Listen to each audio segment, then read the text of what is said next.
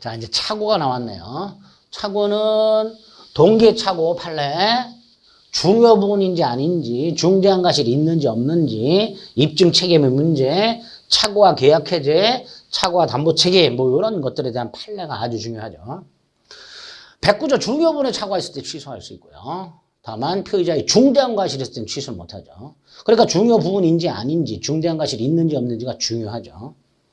선의의 제3자에게 대항을 못하는 상대적 취소를 규정해 놨습니다. 자, 17번 경계선을 침범했다는 상대방의 주장에 의해서 실제로는 침범을 안 했는데 침범했다고 착각을 했죠.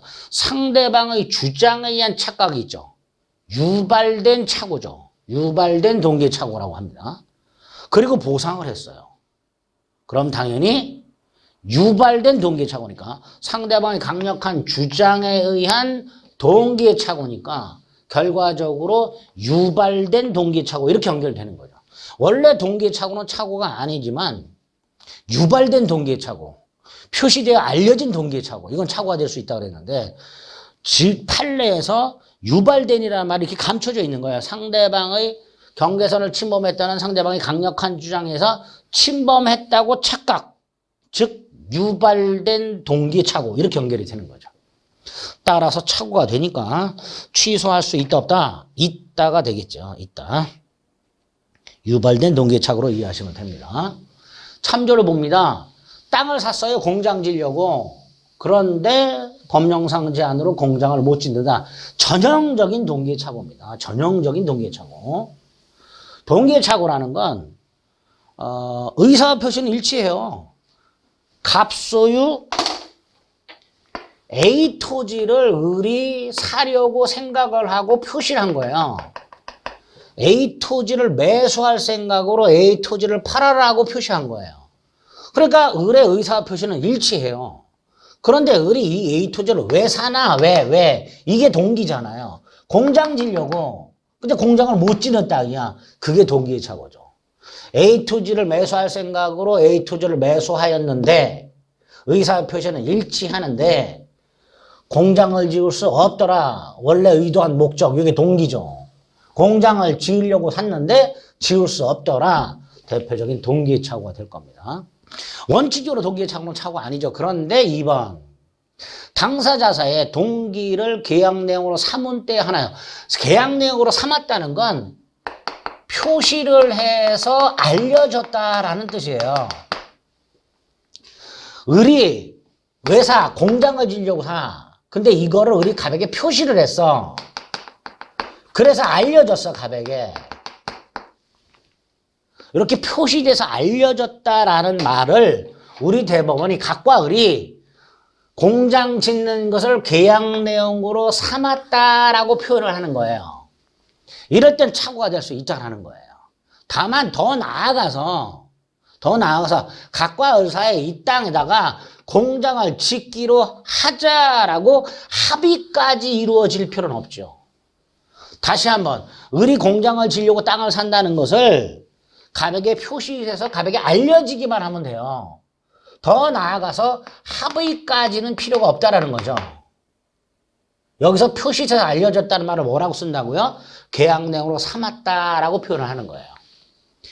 계약 내용으로 삼기만 하면 되고 즉 표시해서 알려지기만 하면 되고 더 나아가서 공장을 짓는 합의까지는 필요가 없다 이렇게 되겠죠. 3번은 표시돼서 알려진 바가 없어요. 표시를 안 했어요. 그런데 갑이 공장 부지로 최적이라고 말을 해요. 그래서 우리 공장을 지을 수 있나 보다라고 착오를 해.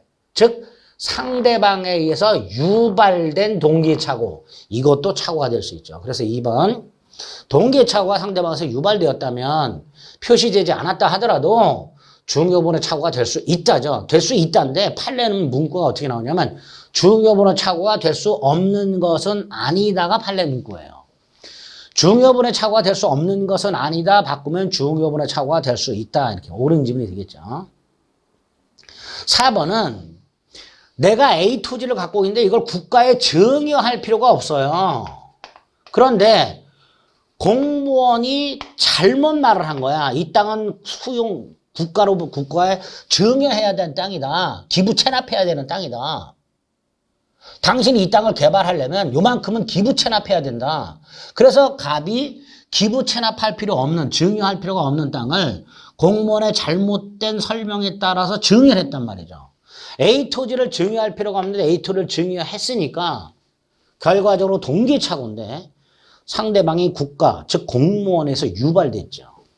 공무원의 설명에 따라 착오에 빠졌으니까 유발된 동기착오가 됩니다. 자, 5번은 A라는 서류라고 생각하고 도장을 찍었는데 B 서류더라. 매매계약서인 줄 알고 도장을 찍었는데 연대보증계약서더라. 신혼보증계약서인 줄 알고 도장 찍었는데 연대보증계약서더라. 이런 걸 이제 서명 날인의 착오라고 부르는데요. 생각해 보세요. 생각은 부동산 매매계약서 또는 신혼보증계약서예요. 근데 어디다가 표시한 거예요? 어디다 도장을 찍은 거예요? 연대보증계약서에 도장 찍었죠. 그러니까 의사는 매매계약 또는 신혼보증계약이지만 표시는 연대보증의사를 표시했으니까 결국 표시가 불일치한 거죠. 이런 거 뭐예요? 동기의 착오가 아니라 표시상 착오가 되겠죠. 전형적인 표시상 착오가 됩니다. 부동산 거래계약서에 서명 날인한다가 의사고요. 연대보증서류의 서명이 표시죠.